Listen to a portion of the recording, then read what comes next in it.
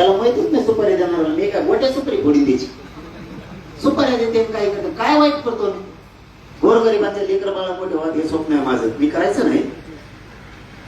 गरीबाला आरक्षण मिळावं हे म्हणायचं नाही मी.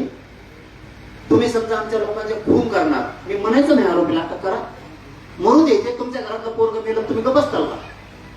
मी महाराष्ट्रात आणण्यात झालो गप कसं बसणार? तुम्ही छत्रपती शिवरायांचा पुतळा उकडून फेकून देणार, मी गप कसं काय बसणार? मग ते लगेच जातीवादी म्हणणार मला. याच्यात कुठं जातीवाद आला? त्यामुळे काम करताना मी नाही जातीवाद करत, माझ्या दारात कोणी पण होते. आता धनगर समाजाने माझा सत्कार केला म्हणून सांगतो. आमच्या बीडला पांढरे नावाचे सभापती आहेत धनगर समाजाचे, त्यांच्या पोरीला 19 लाख रुपये फीस मागितली होती MBBS ची. हसन मुश्रीफ साहेबाला फोन केला, म्हणलं पोरीला मोफत शिक्षण केलं तरी कशामुळे पैसे घेतात? 2 मिनिटात भरलेले 6 लाख रुपयाच्या माणसाचे वापस द्यायला लागले.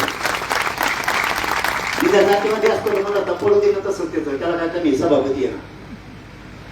माझ्या दारात आलेला माणूस मी कोणत्या जातीचा सुवापस पाठवत नाही. तुम्हाला उदाहरण म्हणून सांगतो, महादेव मुंडेचं कुटुंब मी वापस पाठविलं असतं. आता आरोपी जेलमध्ये टाकायची वेळ आली, नार्को टेस्ट पर्यंत प्रकरण नेलं मी, ते पूर्ण दाबलेलं, पूर्ण दबलेलं प्रकरण. कुठं जातीवाद केला?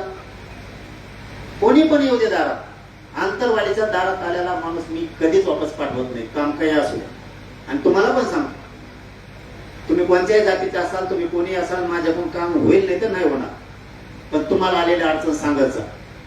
सुटल नाही सुटल माझ्याकडून, पण मी प्रयत्न तरी करत मागे सरकणार नाही. कारण दबून ठेवून उपयोग नाही. आणि आपण हुशार व्हा. जसं कलेक्टर साहेबांना मग सांगितलं, बांध पुढं आमकं फोडीते तमकं फोडीते, ते जरा बंद करा. 1-2-3 गोष्टी सांगतो. आपले भाऊ शहीद झालेत, त्याच्या मृत्यू दिनाच्या दिवशी एवढ्या 2-3 सांगितलेल्या गोष्टी तरी समाजासाठी का? पहिली गोष्ट, सगळ्यांनी दारू प्यायचं बंद करा. दारू पिऊ नका. एकदा दारू प्यायला ना, सकाळी गेलेला बाप संध्याकाळी कसा घरी येणारे आपले लेकर आणि बायको फुल टेन्शन मध्ये असतात. सकाळी गेलेला बाप कसा घरी येईल माहित नाही. आपली इज्जत आपल्या हाताने घालू नका. आपल्या गावातले लोक आपल्याला नाव ठेवतात दारू प्यायल्यामुळं, पाहुणे रावळे नाव ठेवतात, आपले लेकर बाळ सुखी नाहीत. आपल्या संसाराचं आपल्या हाताने वाटोळ करू नका. दारू पासून लांब जा सगळे. ते पहिलं काम करायचं. इथं कोणी पेत आहे का? वर हात करा. वर कोण दारू पितो? दारू पिणारे वर हात करा.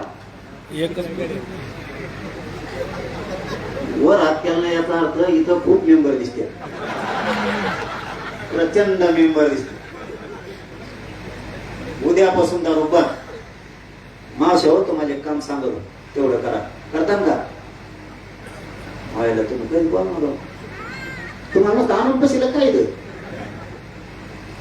तुम्हाला एक काम सांगतो, तेवढं करा.